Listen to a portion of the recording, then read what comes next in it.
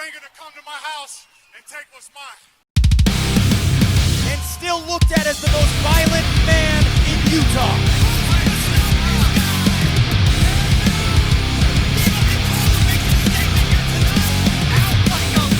Stamp yourself for fierce. 26 fighters waiting in the wings of the Mountain America Center in Idaho Falls, Idaho, as Fierce FC heads to the Gem State for the very first time. Hello, everyone. Blake O'Rulian alongside Jason Laporte of the Damage Plan MMA podcast. And Jason, we are here in the beautiful state of Idaho for the very first time with Fierce Fighting Championship, and we have so many incredible matchups to look forward to. It's really nice to just be somewhere other than Utah. It is nice. It's nice to get out of the state. It's nice to bring MMA up here to Eastern Idaho and Idaho Falls. They have a beautiful arena here at the Mountain America Center. It's going to be packed. Fighters seem to keep popping up left and right, and we have so many fighters all over the West Coast wanting to fight for us, and they get to fight in the beautiful, brand new Mountain America Center. It's something that a lot of these fighters are really looking forward to. It's pretty awesome, especially when you're talking about debut fighters making their debut at an event, at an arena like this. Coming in here, there's going to be a packed house, 2,500 people in here. It's going to be rocking. We'll see if nerves get to some of these younger guys here. 6 debuters on the card, and we're actually going to talk a little bit more about that in just a little bit. But we got to start this thing off at the top of the bill. Joel HARO defends his bantamweight title against YAZAN HAJEH here tonight. One of the most anticipated fights, one of the biggest anticipated returns for any fighter in Joel HARO and what he was able to do last year to get the title. Your thoughts on the main event? I think it's a great fight. It's a great step up in competition for Joel. He's fighting a guy that's 6-2. He's fought on the Contender Series. It's a great step up, and to see where he's at right now and see if he can defend that belt tomorrow night.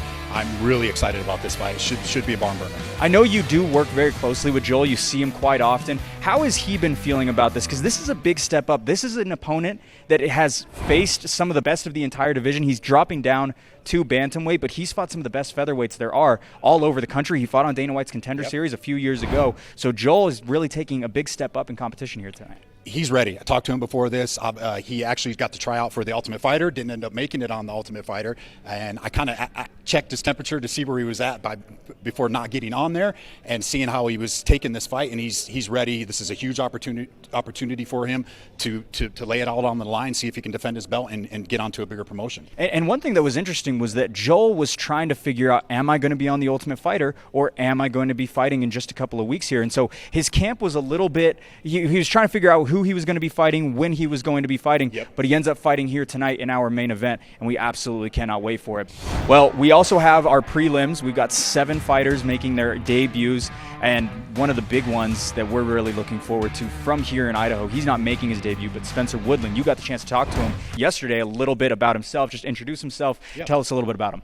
Nice kid, great kid. He's actually a cop, so his opponent will get to face him inside the cage, where he gets to take off his badge and see if he can beat up a cop. But yeah, he's ready. He's excited. This is a great venue. He's got one of his teammates on the card as well. And yeah, we'll see if he can rewrite the wrong. He's 0-1.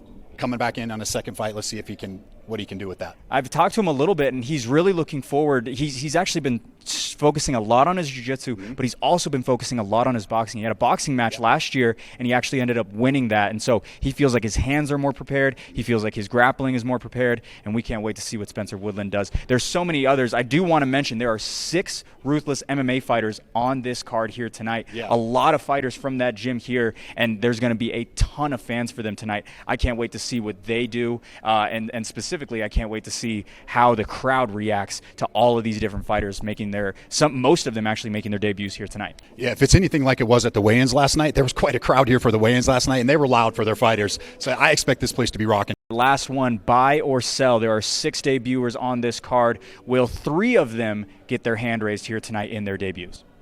I'm going to say yes. I think they're going to be ready.